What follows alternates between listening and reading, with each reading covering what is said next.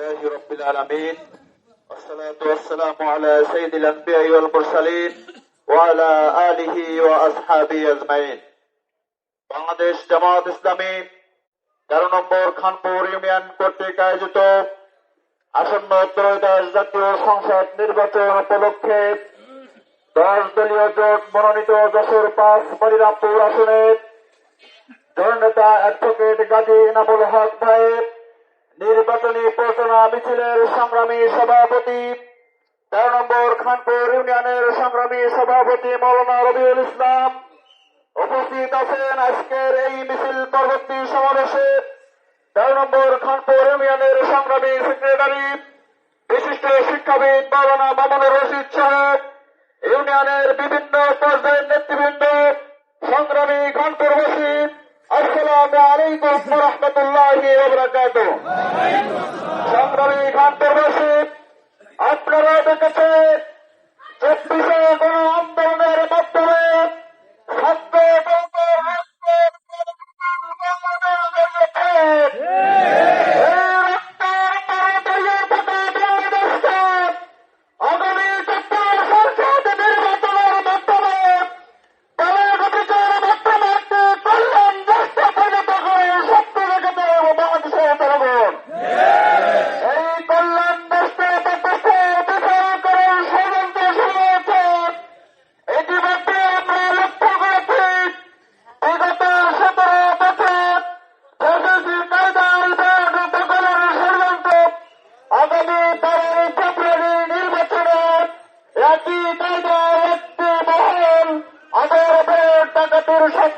শুরু করেছে।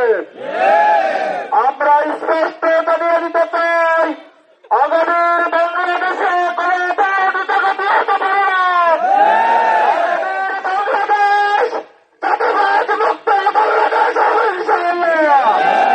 আগামীর বাংলাদেশ হবে সন্ত্রাস মুক্ত বাংলাদেশ। আগামীর বাংলাদেশ হবে বৈষম্যহীন একটি বাংলাদেশ। এই বাংলাদেশ বিনির্মাণে নির্মম রাজ্যের মাধ্যমে তারিখের তলাঘাটিতে ছিনিয়ে আনার জন্য আপনাদেরকে ময়দানে সতর্ক থাকতে হবে। সংগ্রামী ভাইরা, আমরা বিগত 17 বছর পরিবার ছেড়ে পালিয়ে যাই নাই।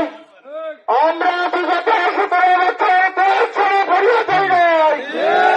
আজকে যারা গুপ্ত সংগঠনের তকমা দিয়ে ইসলামী গণতন্ত্রকে স্থগিত করে ষড়যন্ত্র করছে, তাদেরকে স্পষ্ট জানিয়ে দিতে চাই যে দলটি আজকে গুপ্ত সংগঠনের তকমা দিয়ে সাধারণ মানুষের হৃদয়ে স্থান নেওয়া সংগঠনটিকে পরস্পরযুক্ত করার ষড়যন্ত্রে লিপ্ত হয়েছে। তাদেরকে আমি জানিয়ে দিতে চাই, আঙুলটি নিজেদের দিকে ঘুরে দেখুন। নিজেদের দলের সর্বোচ্চ নেতা বিগত 17 বছর দেশ ছেড়ে পালিয়েছিল। আমাদেরকে হামলা ভয় দেখিয়ে আমাদের অগ্রযাত্রাকে রুখে দেওয়া যাবে না।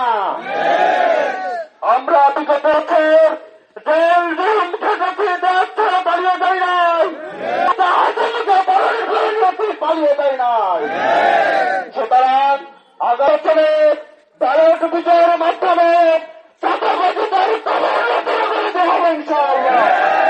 সংগ্রামী ভাইরা, আমি আপনাদেরকে বর্তমান করতে চাই, কোন ষড়যন্ত্র, অপপ্রচার, হামলা মামলার ভয় এইগুলো উপেক্ষা করে আমাদেরকে আগামী 12 তারিখের ফেব্রুয়ারি যে নির্বাচন, সেই নির্বাচনের জন্য জান বাজি রেখে প্রয়োজনে রক্তের বিনিময় হলে এই নির্বাচনে ব্যালট বিজয়ের মাধ্যমে বাংলাদেশকে মুক্ত করতে হবে। আমি আপনাদেরকে আহ্বান জানিয়ে সকলের সুস্বাস্থ্য এবং দীর্ঘায়ু কামনা করে আমি আমার আলোচনা শেষ করছি। আসসালামু আলাইকুম ওয়া রাহমাতুল্লাহি ওয়া বারাকাতুহু।